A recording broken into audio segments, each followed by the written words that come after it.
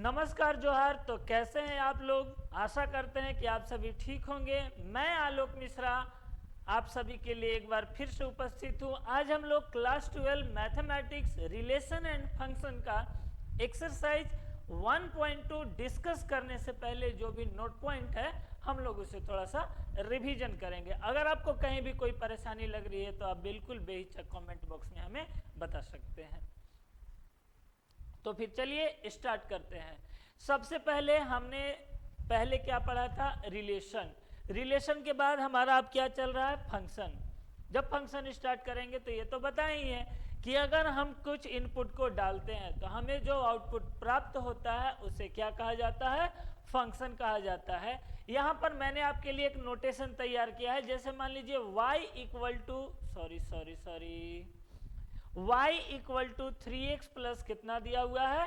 2। तो अगर आप x के जगह पर मान लीजिए कि 2 रखते हैं या कुछ भी रखते हैं तो आपको जो आउटपुट जो आपको प्राप्त होगा वो आपका फंक्शन कहलाएगा। ध्यान देंगे, फंक्शन यही हो गया आपका, एकदम इजी। कुछ आपका पॉइंट यहाँ पर बता दिए हैं कि यह एक फंक्शन है with value of x as the domain and value of y as the range. जो हमें इनपुट आएगा वो x में और जो आउटपुट आएगा वो y में।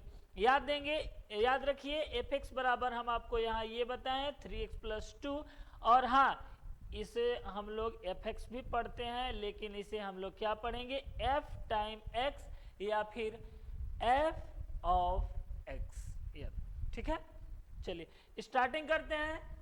Domain, codomain and range. हमने मान लीजिए कि 2 डायग्राम ले लिया। समझिएगा बात को ध्यान से। हम क्या किए कि 2 डायग्राम को ले लिए। अगर हमारा जो डोमेन होता है, यानी कि पहले वाले डायग्राम में जितना भी एलिमेंट होता है वह डोमेन कहलाता है, और दूसरे वाले में जितना भी होता है, जैसे देख लीजिए इसमें 1 है, 2 है, 3 है, 4 है और 5 है, तो ये सभी क्या कहलाएंगे? ये सभी कहलाएंगे कोडोमेन। क्या कहलाएंगे? कोडोमेन। और जो इमेज तैयार हुए हैं, कहने का मतलब कि जो भाग लिए हैं, जो कुछ इनपुट रखने के बाद आउटपुट आया है उसे कहा जाएगा रेंज। जैसे a का रिलेशन किया गया 1 के साथ, b का 2 के साथ और c का 3 के साथ, इन्हें कहा जाएगा रेंज।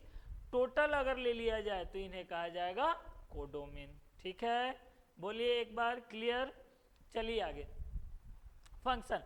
अब इसमें आपका फंक्शन होता क्या है और फंक्शन क्या नहीं होता है? बस एक ही चीज होता है, फंक्शन में डोमेन हमेशा प्री इमेज सिंगल होता है। ये हमेशा ध्यान में रखना चाहिए, डबल नहीं होता है। ये डबल हो सकता है इमेज, लेकिन प्री इमेज हमेशा आपका डबल होगा। यानी यहाँ पर अगर ले लिए a का 1 के साथ, b का 2 के साथ और c का 3 के साथ, तो आप इजीली इसे कह सकते हैं कि ये हो गया आपका फंक्शन, लेकिन इसे फंक्शन नहीं कहा जाएगा। चलिए हम लोग जानते हैं फंक्शन के प्रकार।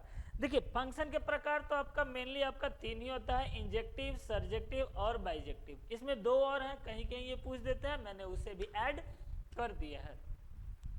याद कर लेंगे, 1 function, many one function, onto function, into function, और जो 5वां होता है 1 और ऑन टू दोनों मिक्स होता है।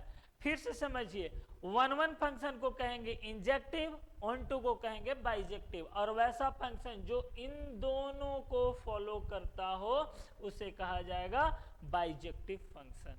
अगर कोई कंफ्यूजन है तो जैसे क्वेश्चन करेंगे अगला एक्सरसाइज में तुरंत क्लियर हो जाएगा। पहले इन सभी को बाई डायग्राम हम लोग समझ लेते हैं। फर्स्ट ऑफ ऑल 1 फंक्शन, जिस फंक्शन में डोमेन के 2 अलग अलग एलिमेंट्स के लिए कोडोमेन के भी अलग अलग एलिमेंट्स मिलते हैं, उसे 1 फंक्शन मिलता है। अच्छा एक चीज गौर करो, नंबर से पता नहीं चल रहा है क्या है?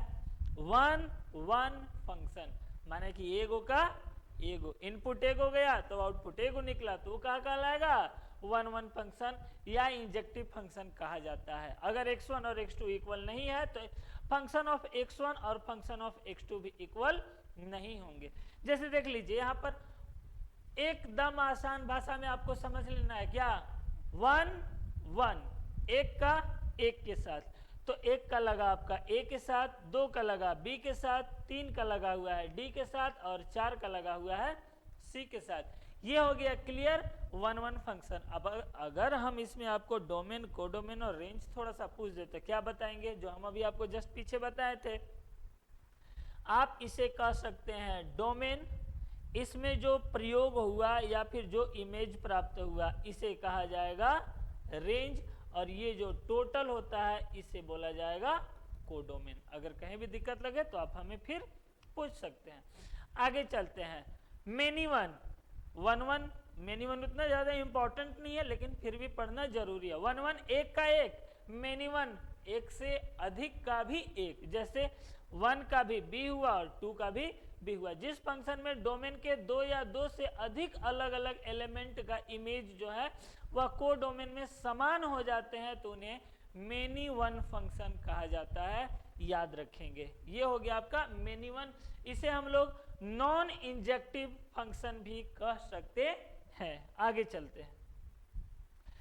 ये आपका इंपॉर्टेंट है जिसे बोला जाता है ऑन टू फंक्शन। अच्छा देखिए, ऑन टू फंक्शन बताया गया है जिस फंक्शन में कोडोमेन का प्रत्येक एलिमेंट डोमेन के किसी न किसी एलिमेंट का इमेज हो उसे ऑन टू फंक्शन या सर्जेक्टिव फंक्शन कहा जाता है।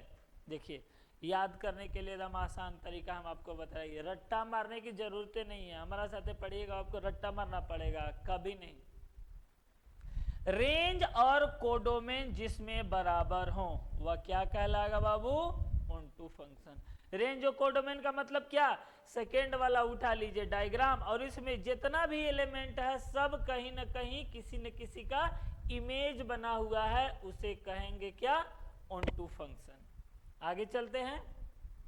इनटू, इनटू में वही चीज हो गया आपका, अगर एगो एक्स्ट्रा बच जाता है, एक या एक से अधिक एक्स्ट्रा बच जाता है तो उसे क्या कहा जाएगा, इनटू फंक्शन। इसमें इनटू और ऑन टू में अंतर समझिए, ये this is the subset of codomain और वहां पर इक्वल टू द कोडोमेन है, तो ये आपका क्लियर हो जाना चाहिए। आगे 1 1 और ऑन टू दोनों फंक्शन पूछा गया है कि 1 1 फंक्शन क्या है और ऑन टू, तो दोनों को जब मिला दिया जाता है तो उन्हें कहा जाता है बाइजेक्टिव फंक्शन। दो ही तो आपको याद करना है मुख्य रूप से, एक 1 1 और दूसरा ऑन टू। तो 1 1 में तो समझ गए एक का एक, और ऑन टू में समझ गए कि रेंज और कोडोमेन अगर आपस में बराबर है तो उसे कहा जाएगा ऑन टू फंक्शन। चलिए, जो फंक्शन इंजेक्टिव भी है और सर्जेक्टिव भी है उसे क्या कहा जाएगा, बाइजेक्टिव फंक्शन कहा जाता है। तो 1 1 देख लीजिए, एगो का एक ही गो साथ में रिलेशन है जी, देख लीजिए है ना, तो ये क्या कहलाएगा 1 1। ऑन टू का है, जितना है सब यूज हो गया है तो क्या कहलाएगा ऑन टू, यानी यह जो फंक्शन है सो क्या कहलाएगा, बाइजेक्टिव फंक्शन। क्लियर है। मेन आपको 3 याद करना है, 1 1 ऑन टू और बाइजेक्टिव। 1 1 को बोला जाता है इंजेक्टिव, ऑन टू को सर्जेक्टिव, और दोनों जब आपस में मिल जाता है तो उन्हें बाइजेक्टिव। आशा करते हैं कि आपको पूरी तरह से याद हो गया होगा, समझ में आया होगा। अगर आपको इसके बावजूद भी कोई दिक्कत और परेशानी लगती है तो आप बेहिचक हमें बताइए। Thank you so much. अगर आपको अच्छा लगा तो जरूर एक कमेंट छोड़िए हमारे लिए।